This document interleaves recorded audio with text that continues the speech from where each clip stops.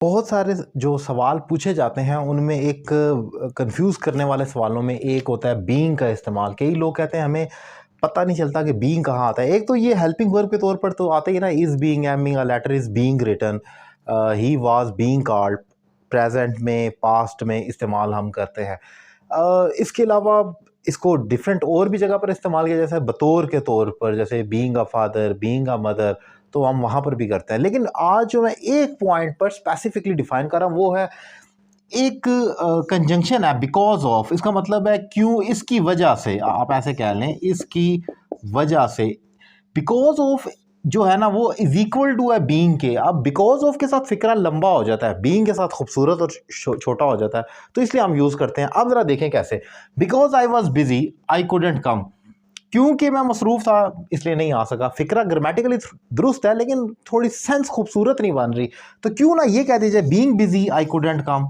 ये देख रहे हैं, because I was busy is equal to ये है being busy I couldn't come. बाकी सारा सेम है लेकिन यहां पर ही हो गया। उसके बाद देखें, because she is lazy she can't pass the exam, क्योंकि वो लेजी है वो इम्तिहान पास नहीं कर सकती। बिकॉज शी इज लेजी, इसकी जगह मैं ये क्यों ना कह दूं being lazy she can't pass the exam. आपने देखा कि बिकॉज शी इज लेजी, क्योंकि वो लेजी है, सेम फिक्रा है, सेम मीनिंग है, स्ट्रक्चर सब कुछ सेम है, लेकिन प्रिसाइज और छोटा कर दिया गया। तो मैं कहता हूँ being lazy she can't pass the exam.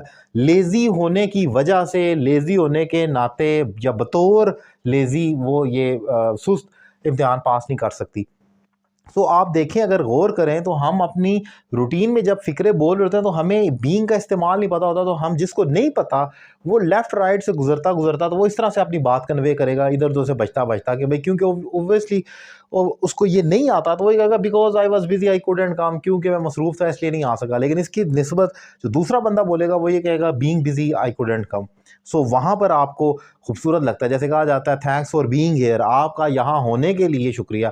Thanks because you are here, अगर मैं ये बोल दूँ स्टेज पर खड़ा होकर तो थोड़ा ऑकवर्ड, क्या बुरा भी लग रहा है कि thanks I really thank all of you because you all are here. इतना लंबा फिक्रा कर दिया, तो मैं thanks all of you being here, अब मैं इतना कह दूं तो खूबसूरत लग रहा है। आप जब इंटरव्यूज़ में या ये स्टेज पर कंपेयरिंग कर रहे हो तो आपको एक ही फिक्रा रटाया जाता है, थैंक्स फॉर बीइंग हेयर, यहाँ होने के लिए शुक्रिया। उसका मतलब यही है thanks because you are here, अगर मैंने ऐसे बोल रहा हूँ। सो उसका अल्टरनेटिव है, उसका रेसिप्रोकल कह लें। सो ये एक इंपॉर्टेंट स्ट्रक्चर है, हम अपनी रूटीन में इस्तेमाल कर रहे हैं। मैंने टू द पॉइंट स्पेसिफिकली इस पॉइंट को निकाला है। बीइंग को और भी बहुत मैंने कुरेदा हुआ है अपने वीडियो लेक्चर्स में डिफाइन किया, लेकिन आज एक शॉर्ट लेक्चर डिफाइन किया।